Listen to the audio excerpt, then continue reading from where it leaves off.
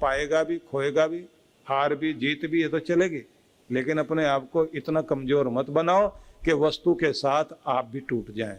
वस्तु टूट जाए, लेकिन खुद को टूटने मत देना। बस इतना मजबूत अपने आप को बनाना है।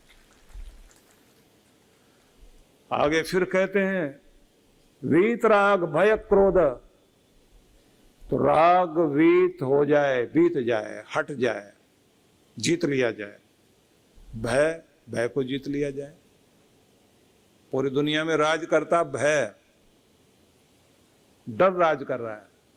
शासन के डंडे का राज सब जगह चलता है, डर भी डंडे का है, कानून का डर है। कानून दंड प्रक्रिया।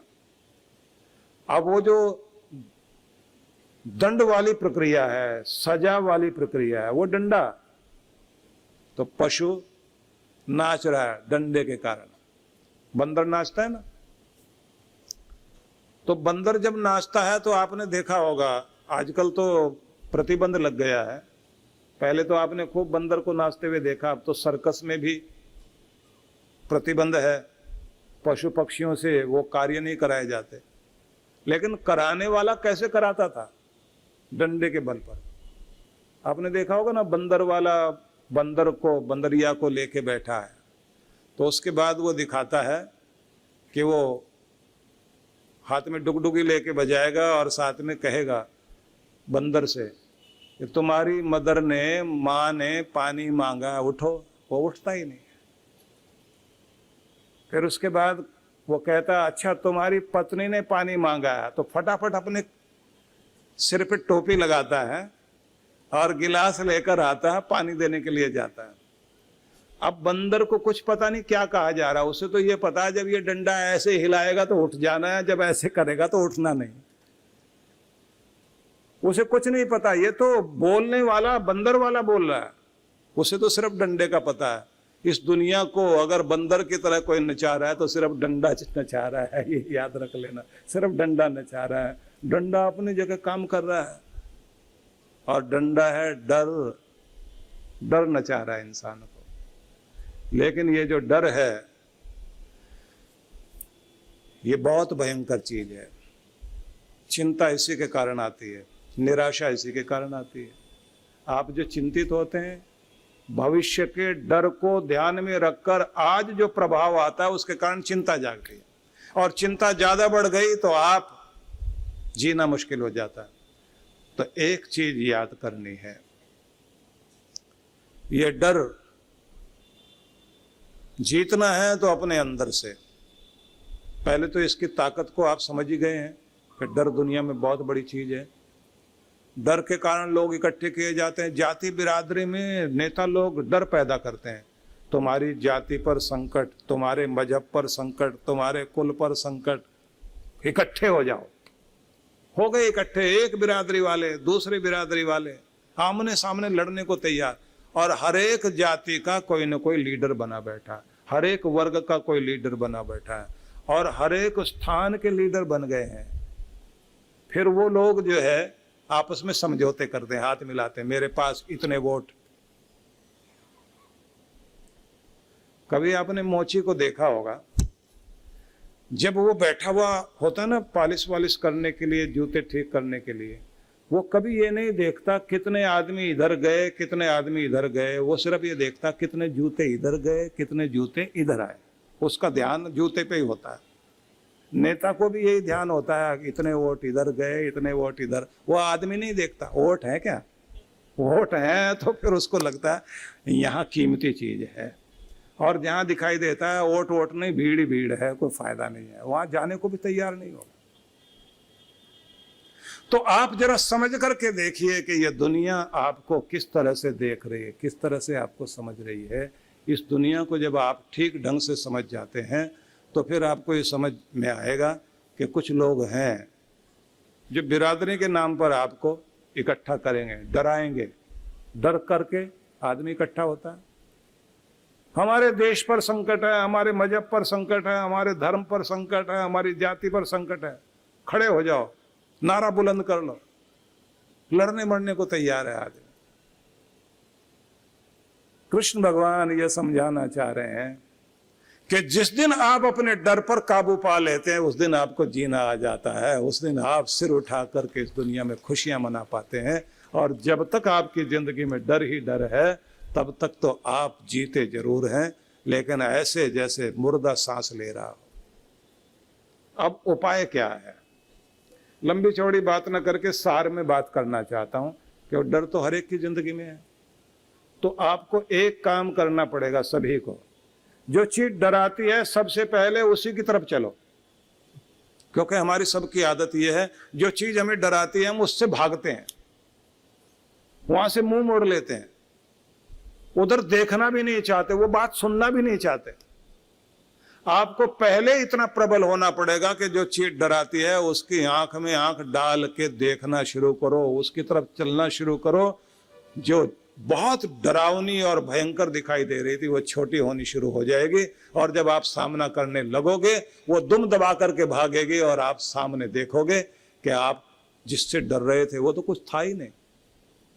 दुनिया के सारे डरों में कहा जाता 80% तो झूठे ही होते हैं और 20% में 10% वो होते हैं जिनका सामना कर लिया जाए तो वो खत्म हो जाते हैं। 10% ही ऐसे डर हैं जो वास्तविक होते हैं, पर उसका भी समाधान हो सकता है, पर डर करके नहीं। और खास बात जो आपको पकड़नी है, कायरता से कायरता जागती है और साहस से साहस जागता है। जब आप कायरता अपनाते हैं तो डर सिर पर बैठता है, और जिस समय आप वीर बनते हैं, साहसी बनते हैं, तो उसके साथ ही डर भागता है, हिम्मत बढ़ती है, और जितना जितना आप साहसी होते जाते हैं उतनी बहादुरी आपके अंदर आती चली जाती है। एक अकेला बहादुर हजारों को बचा ले जाता है और एक अकेला कायर हजारों को मरवा देता है। इसको दिमाग में घुमाना, जो भी मैंने बोला ये चीज है जो रिपीट करेंगे आप अपने दिमाग में, कई बार दोहराइए। साहस से साहस पैदा होगा, कायरता से कायरता। डर का सामना करना सीखिए, डर की तरफ चलना सीखिए। डर भागेगा जरूर, और जब डर को जीतना शुरू कर दोगे, छोटे छोटे डर जीतना शुरू करिए, आप बड़े डरों को भी जीत लेंगे। और जो बड़े डरों को जीत लेता है नीडर बन जाता है, कहते हैं जीना आ जाता है उसे। और ऐसे लोगों को देखकर दूसरों को भी जिंदगी मिलती है। कई महिलाएं बेचारी पिट रही होती हैं घर में, और 60-65 की हो गई, उसके बाद आके कहती हैं हम पोते पोतियों वाले हो गए, ये अब भी हमको मारते हैं, तो हम कब तक पिटेंगे? और हमसे कई बार पूछ लेते हैं अभी हम कब तक पिटने वाले हैं, आप कोई बता सकते हैं क्या? मैंने कहा अभी तो चलेगा। नहीं नहीं, ऐसे क्यों कह रहे हैं? मैंने कहा जब आपको पिटने की आदत पड़ गई, उन्हें पीटने की आदत पड़ गई। जिस दिन आप रोकने के लिए आगे बढ़ जाते, नहीं मेरे पोते पोती भी आगे नहीं आते, मेरा बेटा भी आगे नहीं आता, बहू भी नहीं आगे आता। मैंने कहा जब आपका हाथ ही आगे नहीं आता तो फिर कोई भी आगे आएगा ही नहीं। जिस दिन आप कहोगे इंसानों की तरह बात करो, मारपीट छोड़िए। याद रख लीजिए जो मैं कहने लगा हूं, दूसरों को बताया करो कि आपके साथ कैसे पेश आए। ध्यान देना, दूसरों को बताया करो कि कैसे आपके साथ पेश आए। अपना सम्मान खुद कराना सीखोगे तो सारी दुनिया सम्मान करेगी। अगर आपको सम्मान कराना नहीं आता तो दुनिया सम्मान करेगी ही नहीं।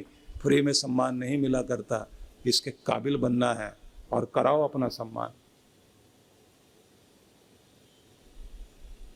अब वो बेचारी मेरे से बोली अब तो मैं कुछ झगड़ा भी नहीं कर सकती। मैंने कहा तो अभी तो मैंने कहा था ना अभी चलेगा, क्या करूं? मैंने कहा अंदर जिस दिन मजबूत कर लिया उसी दिन ये खत्म हो जाएगा। आप सोच सकते हैं हम अंदर से कमजोर बने बैठे हैं,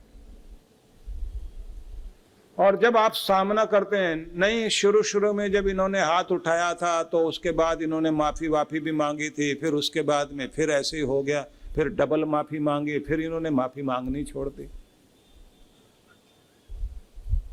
एक बार पहला पैग लगाकर घर में कोई आए, विरोध करने वाले अगर बनोगे तो दोबारा पैग लगाकर नहीं आएगा, नहीं तो आदत पड़ जाएगी और आपके घर में वही बार बनेगा। ये याद रख लीजिए, आपको विरोध करना आना चाहिए, विरोध करना आएगा तभी ठीक होगा। हाँ, अगर आदत पड़ गई फिर विरोध करने लगोगे तो घर टूटेगा आपका। अगर आदत पड़ गई 10-5 साल हो गए तो तरीका यही है, या तो ट्रीटमेंट कराओ हॉस्पिटल में ले जाकर। झगड़ा करने से फिर वो छूटेगा नहीं, फिर तो रिश्ता ही टूट जाएगा। समझदारी बहुत जरूरी है। तो सार में मैं आपसे कहना चाहता हूं, डरों का सामना करना सीखिए, अपने अंदर से शक्ति लाइए। इसी रूप में क्रोध कहा गया। अपने क्रोध को अपने अंदर से शांत करने का आपको प्रशिक्षण लेना है। गुस्सा तो आएगा और बचपन से ही आता है, उसे शांत करने का प्रशिक्षण मिलना चाहिए। घर के लोग भी मदद करें और खुद को भी करना चाहिए। देखिए कितना सुंदर उदाहरण है कि व्यास ऋषि ने जैसे महाभारत ग्रंथ में और गीता को संकलन करने में बहुत बड़ा कार्य किया, ऐसे वाल्मीकि ऋषि ने राम जी की कथा को प्रस्तुत करने में बहुत बड़ा कार्य किया। तो लिख रहे हैं वाल्मीकि कि वो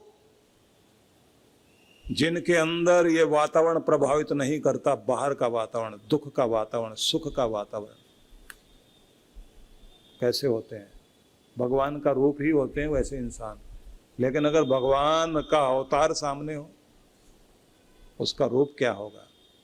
तो उन्होंने लिखा, वाल्मीकि के शब्द हैं, आहुतस्य अभिषेकाय विसृष्टस्य वनाय च न मया लक्षितस्तस्य स्वल्पोप्या आकार विभ्रम। वाल्मीकि कह रहे हैं कि मैंने अपने राम को देखा है, जब उन्हें निमंत्रण दिया गया कि राम जी आओ, सिंहासन पर बैठने का समय हो गया। वशिष्ठ ऋषि देख रहे हैं, वाल्मीकि उस भाव को लिख रहे हैं। वशिष्ठ देख रहे हैं जिन्होंने निमंत्रण दिया कि मांगलिक समय है ये, आओ, राज सिंहासन पर बैठने का समय हो गया। निमंत्रण भेजा गया, राम जी के चेहरे को ध्यान से देखा वशिष्ठ ने, और इस बात को लिख रहे हैं वाल्मीकि। देख रहे हैं कि राम जी को बुलाया गया है कि अब सिंहासन पर बैठने का, राज्य आरूढ़ होने का समय हो गया। आ रहे हैं राम जी, तो वो मुस्कान, वो चेहरे के हाव भाव, बॉडी लैंग्वेज होती है ना, बता देती है कि आदमी क्या महसूस कर रहा है। तो देख रहे हैं चेहरे को, हाव भाव को, चलते फिरते रूप को, कि राम जी उसी मुस्कान में आ रहे हैं। आगे फिर वो कहते हैं वशिष्ठ कि मैंने फिर दोबारा भी देखा उनको, जब वो वन जा रहे हैं। विसृष्टस्य वनाय च, जब तैयार होकर निकलने लगे हैं वन के लिए, तब भी मैंने उनको देखा है। न मया लक्षितस्तस्य स्वल्पोपि आकार विभ्रम। थोड़ा सा भी चेहरे पर मैंने उस प्रभाव को नहीं देखा कि राज्य मिल रहा था और अब वन के लिए 14 साल के लिए देश निकाला दिया जा रहा है, सब छूट रहा है। अपनों से, अपने देश से, अपनी प्रजा से, अपने रिश्तों से विदाई की घड़ी में और वन के भयंकर वातावरण में रहने की स्थिति को सामने देखकर भी चेहरे पर, मन में, अंदर कुछ तो खलबली होगी कि मैंने राम जी के रूप को देखा। वही मुस्कान, वही भाव, कोई फर्क नहीं पड़ा, चाहे दुनिया का राज मिले या छूट जाए। कहते हैं ये है वो स्थिति जिसको स्थित प्रज्ञ कहा जाता है, कि दुनिया में घटनाएं घटती रहेंगी, तुम्हारे आनंद में कभी फर्क नहीं पड़ना चाहिए। तुम झोंपड़ी में रहो या महल में रहो, यही जीवन की सबसे बड़ी विशेषता है। गोस्वामी तुलसीदास जी ने भी राम जी की स्तुति की। हालांकि गोस्वामी तुलसीदास जी ने जिन्होंने मानस की रचना की 500 साल पहले हुए, तो 500 साल की तो मतलब अभी की बात हुई। और वाल्मीकि को कितना समय हुआ? राम जी का युग कब का है? अभी 5212 साल के लगभग जो है कलयुग के बीते हैं। तो इसी कलयुग में तो तुलसीदास हुए ना 500 साल पहले। 4,32,000 साल का कलयुग है ये। इससे पहले था द्वापर, उसको पूरा द्वापर बीता, उससे पहले था त्रेता। तो द्वापर का समय कितना था? 4,32,000 साल का कलयुग है, और दुगना समय जोड़ लीजिए आपका द्वापर युग 8,64,000 साल, और 5,000 साल ये जोड़ लीजिए जो कलयुग के भी हुए। इतना समय पहले त्रेता युग था, और त्रेता युग में राम जी हुए। उसी समय में वाल्मीकि हुए। वाल्मीकि ने रामायण लिखी, तुलसीदास जी ने 500 साल पहले लिखी। तो जो प्रमाणिक रूप उस समय का रहा वो वाल्मीकि का रहा। वाल्मीकि ने जो उस समय देखा वो उन्होंने वशिष्ठ के मुख से जो कहलवाया गया उसको उन्होंने अंकित किया। लेकिन अभी जो 500 साल पहले तुलसीदास जी ने राम जी की स्तुति की कि मैं राम जी के उस रूप की स्तुति करना चाहता हूं। कौन से रूप की? प्रसन्नताम या न गता अभिषेकस्तथा न ममले वनवास दुखत मुखाम्बुज श्री रघुनंदस्य में सदास्तु सा मंजुल मंगल प्रदा। संत तुलसीदास जी स्तुति करते हुए ये कहते हैं कि जो राम जी का चेहरा अभिषेक के समय प्रसन्नता से भरा हुआ था, वही प्रसन्नता से भरा हुआ चेहरा तब भी था जब वो वन में जा रहे थे। ऐसी शोभा वाले राम जी के मुखमंडल का दर्शन करते हुए मैं आशीर्वाद मांगता हूं कि मेरे जीवन में भी वो कृपा कर दें। चाहे सुख आए या दुख आए, मैं हमेशा इसी तरह से प्रसन्न रहूं। मेरे राम मुझ पर ये कृपा करो, मैं प्रसन्नता में आनंद में भरा रहूं। चाहे जीवन में कितने भी उतार चढ़ाव आए, मेरे अंदर में कोई प्रभाव ना आए, और अगर प्रभाव आए तो आपकी कृपा का, आपके प्रेम का आए। आपका आशीष मेरे सिर पर हमेशा बना रहे। और यही प्रार्थना हमें भी करनी चाहिए। तो कृष्ण भगवान ने अर्जुन को समझाया कि जिन्होंने अपने क्रोध को जीत लिया, भय के ऊपर उठ गए, और जो आसक्ति से रहित हैं, सुख आने पर बहुत फूल नहीं जाते और दुख आने पर घबरा नहीं जाते, ऐसे लोग स्थिर बुद्धि वाले कहलाते हैं।